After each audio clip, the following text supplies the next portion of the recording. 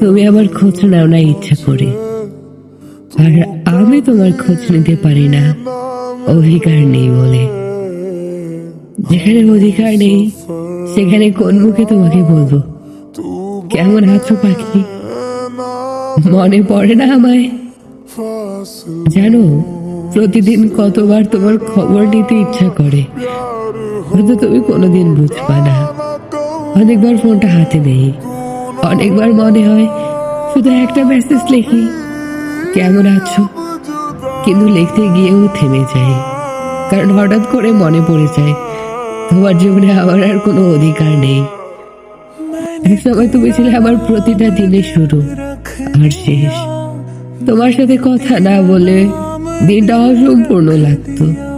আর আজ দেখো, সেই মানুষটার খবর নেওয়ার সাহসটুকু আমার নেই।